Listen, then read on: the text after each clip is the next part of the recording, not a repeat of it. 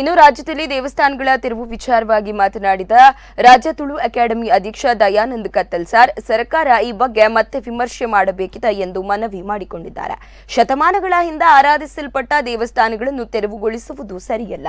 Supreme court ಆದೇಶ ಪಾಲನೆ ಮಾಡುವುದು ಎಲ್ಲರ ಕರ್ತವ್ಯ. ಆದರೆ ಸರ್ಕಾರ ಈ ಬಗ್ಗೆ ನ್ಯಾಯಾಲಯಕ್ಕೆ ಮನವರಿಕೆ ಮಾಡುವ ಕೆಲಸ ಮಾಡಬೇಕು.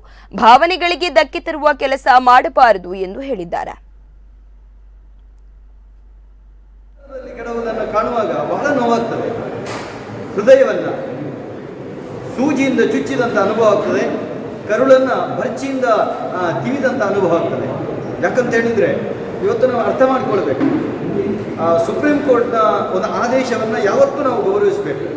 ಶಾಸಕಾಂಗ, ನ್ಯಾಯಾಂಗ, ಕಾರ್ಯಾಂಗ ಇದು ಸಂವಿಧಾನದ ಅಂಗಗಳು, ಅದನ್ನು ನಾವು ಯಾವತ್ತೂ ಗೌರವಿಸಬೇಕು. ಆದರೆ ದಯವಿಟ್ಟು ಅರ್ಥ ಮಾಡಿಕೊಳ್ಬೇಕು, ಇವತ್ತು ಒಂದು ವ್ಯಕ್ತಿ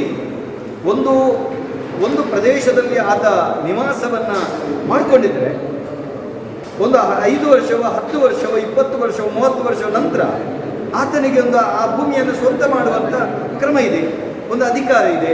ಆತನಿಗೆ ಆ ಭೂಮಿ ಸ್ವಂತ ಆಗ್ತದೆ, ಆ ಮನೆ ತನ್ನ ಸ್ವಂತ ಆಗ್ತದೆ, ಹೆಂಡತಿ ಮಕ್ಕಳಿಗೆ ಬದುಕುವುದಕ್ಕೆ ಅವಕಾಶ ಆಗ್ತದೆ. ನಾವು ಗಮನಿಸ್ತೇವೆ ಅದನ್ನು. ಅವರಿಗೆ ಏನು 2.25 ಸೆನ್ಸೋ 1.5 ಸೆನ್ಸೋ 5 ಸೆನ್ಸೋ ಒಂದು ಭೂಮಿ ಅವರಿಗೆ ಸ್ವಂತ ಆಗುವಂತಿದೆ.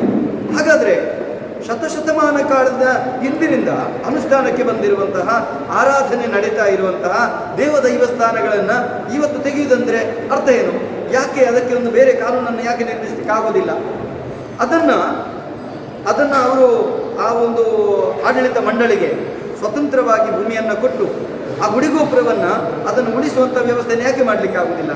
ದಯವಿಟ್ಟು ನಾನು ಸರ್ಕಾರದಲ್ಲಿ 2 ಕೈ ಜೋಡಿಸಿ ವಿನಂತಿಸುವುದು, ಈಗ ಕರ್ನಾಟಕ ತುಳು ಸಾಹಿತ್ಯ ಅಕಾಡೆಮಿ ಅಧ್ಯಕ್ಷನಾಗಿ ಮಾಡ್ತಾ ಇಲ್ಲ, ತುಳುನಾಡಿನ ಒಂದು ದೈವ ಆರಾಧಕನಾಗಿ, ಒಂದು ದೇವತಾರಾಧಕನಾಗಿ, ಒಂದು ಹಿಂದುವಾಗಿ, ಸರ್ವಧರ್ಮ ಪ್ರೇಮಿಯಾಗಿ, ಈ ನೆಲದಲ್ಲಿ ಹುಟ್ಟಿದಂಥ ಒಂದು ಮಗುವಾಗಿ ನಾನು ಭಿನ್ನವಿಸಿಕೊಳ್ತೇನೆ.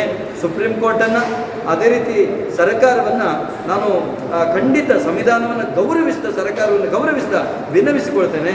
ಯಾವುದೇ ಕಾರಣಕ್ಕೂ ಭಾವನೆಗಳ ಮೇಲೆ ಒಂದು ಆಟ ಆಡುವಂಥ, ನೋವನ್ನು ಮಾಡುವಂಥ ಕೆಲಸವನ್ನು ಮಾಡಬೇಡಿ. ದಯವಿಟ್ಟು ಈ ಸಂದರ್ಭದಲ್ಲಿ